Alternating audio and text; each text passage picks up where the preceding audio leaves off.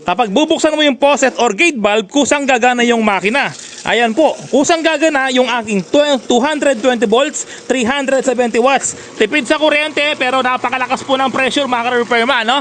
Ito po ay kahit na anong gawin namin naka-salt belt ay kusang kumakalas. Ang ginawa namin, nilagyan namin ng alambre, no? Sobrang tibay, ilang solvent na po pero laging nakakalas. Ibang pressure po ito, napakalakas ang pressure niya, no? Di-uno po yan, kahit 3rd floor, 4th floor, 5th floor yung bahay mo, kayang supplyan po nito mga ka-repairman, no?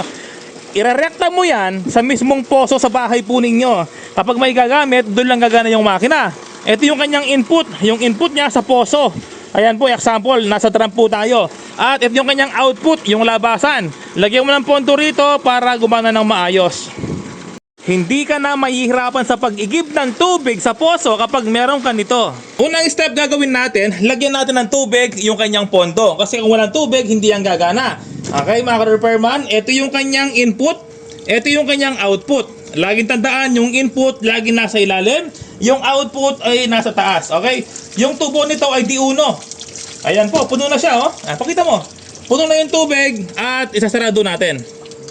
Ayan, konti lang yung pondo nito. Yung pondo na yan ay fixed na, hindi mo na yan tatanggalin, no? Ngayon, yung tubo natin ay PVC na di-uno. Pwede mo itong isalpak sa inyong tubo sa bahay, sa inyong poso. Direkta po yan, sa poso, walang problema. Ngayon, subukan natin. Pag plug mo sa outlet, gagana na yan automatic. Ito na, yung outlet, baka mabasa. 230 watts to, kaya kayang-kaya ng ating solar na 1000 watts. Ito, 370 watts, tipid sa kuryente. Ayun. Ayan, mga ka-repairman, no? Ito yung ating tubo, input. Ito yung ating output. Okay, hintay lang natin mga ka-repairman.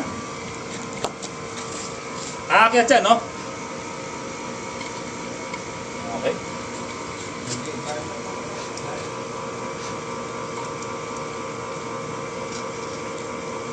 Ayun, lumalabas na. Okay, hintay lang natin. Okay, palakas ng palakas. Ayan, oh, palakas ng palakas yan. Ayan, oh. Kapag in-off mo yung, ito, yung kanyang gate valve, kapag in-off mo to, mag-o-off yung kanyang makina.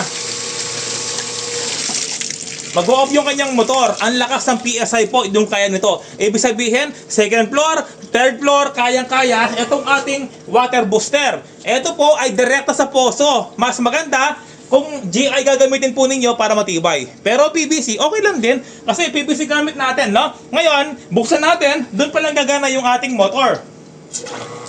O, di ba? Ang lakas ng pressure, mga ka-repairman, pigilan ko, ha? Pigilan ko. O. Malayo, malayo. Ayan, mga ka-repairman, no? So, hindi ko siya mapigil. Napakalakas niya, oh. Yung tubo, di uno. Okay.